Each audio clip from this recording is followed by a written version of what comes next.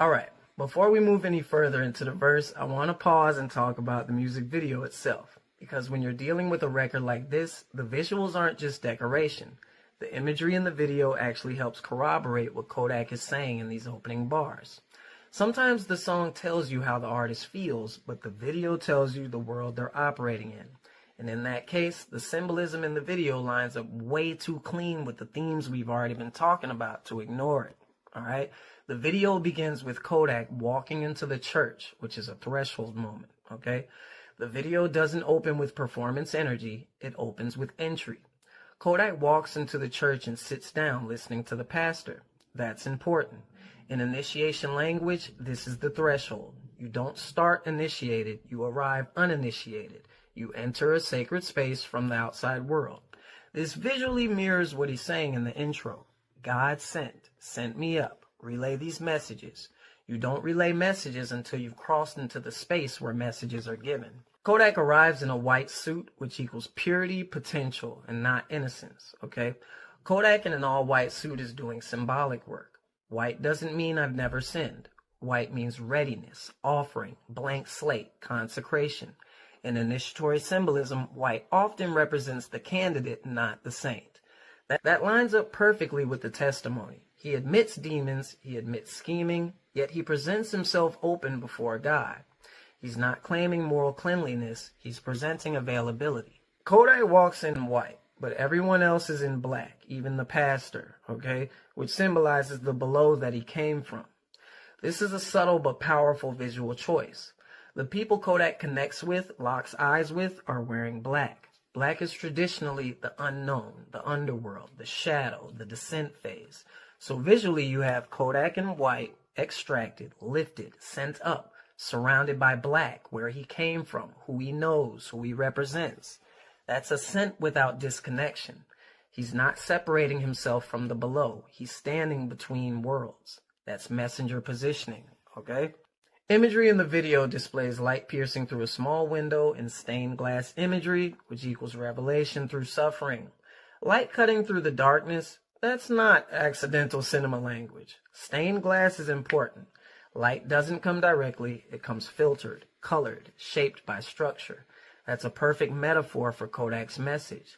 God's light, but refracted through trauma, prison, survival, demons. Not pure light, not darkness, transmitted light, which matches, he sent me up so I can relay these messages.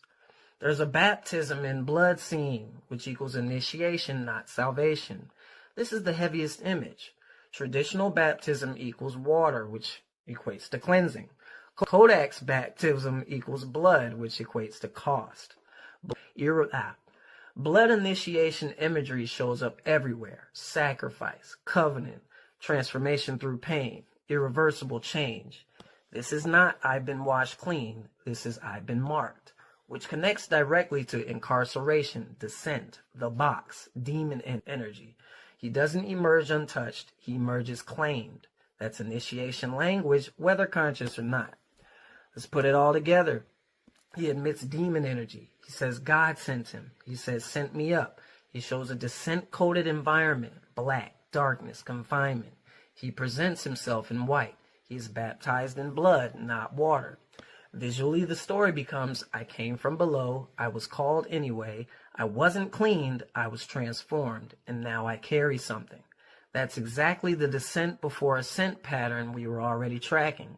The video doesn't contradict the lyrics, it confirms them. This is the moment where our analysis stops being interpretation and becomes corroboration. We're not projecting meaning onto the song. We're showing language, structure, imagery, and symbolism all pointing in the same direction. That's why it feels so aligned with our own visual language. Light cutting through darkness, threshold moments, messenger energy. We're reading the same symbolic grammar. Kodak doesn't portray himself as saved, protected, or absolved. He portrays himself as chosen, lifted, marked, still wrestling. That's not church Christianity, that's initiation spirituality. And when you connect the video to the intro this way, the testimony becomes undeniable. Let's talk about the underworld-return pattern, from descent to marking to return. Across cultures, the chosen messenger story follows the same sequence. Descent, the underworld, below ground phase, to confrontation or marking, death, blood, trial, confinement, to the return, carrying a message, knowledge, or authority backup. Kodak's intro plus video imagery fits this structure almost too well. Let's talk about the descent and below as qualification. In classic myths, the underworld isn't just punishment, it's credentialing. The descent is where identity is stripped, the self is tested, survival replaces comfort, the initiate confronts shadow. Kodak's equivalents are scheming, demon semen, incarceration, locked in a box, came from up under rocks. This is modern underworld language. The box functions like a tomb, a pit, a cave, a prison realm. In myth, the hero doesn't visit the underworld casually. They're confined there. That's the key. Let's talk about the marking, blood baptism instead of cleansing. Okay? In underworld myths, the return is never clean. The hero doesn't come back untouched. They come back marked. That mark can be blood, scars, memory, guilt, knowledge, or authority.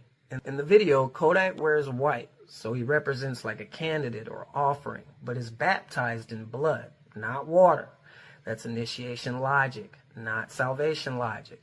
Water baptism equals washing away. Blood baptism equals binding. It says you didn't just pass through, you paid something. This mirrors myths where the underworld leaves a stain, the messenger carries the cost visibly, and purity is replaced with weight. Let's talk about the return via Sent Me Up.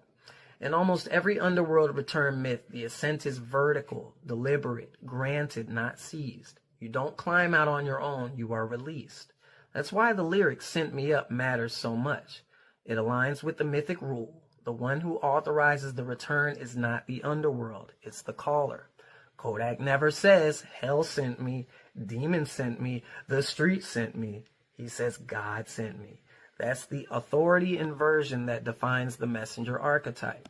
All right. Let's talk about standing between worlds and why the black and white imagery matters, all right? In myths, the returned initiate is never fully at home again. They stand between worlds, between light and dark, between sacred and profane. Visually, the video encodes this, Kodak in white, surrounded by black, making eye contact with those still below.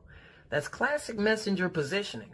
He's not separated from them. He's not superior to them. He's translating, which matches he sent me up so I can relay these messages. Messengers don't abandon the underworld. They speak about it from above. Let's talk about why the wrestling is essential in these myths. In underworld return stories, doubt doesn't disappear. The initiate often asks, was this worth it? Am I still free or still bound? Is this my destiny? That's why Kodak immediately follows blessing with fear. I pray to God this ain't my destiny. That line isn't weakness, it's myth accurate. The return is never final. There's always the risk of being pulled back down. When you overlay the mythic structure, Kodak's intro plus video becomes descent, incarceration, demon language, the box, marking, blood baptism, confinement, internal conflict, the return, sent me up, messenger role, testimony. This isn't a redemption fantasy, it's an initiation narrative. He doesn't claim holiness, he claims assignment. I'm not saying Kodak is doing mythology. I'm saying this story follows the same pattern humans have always used to describe transformation. That's why it resonates. That's why the imagery feels heavy. That's why the wrestling feels real.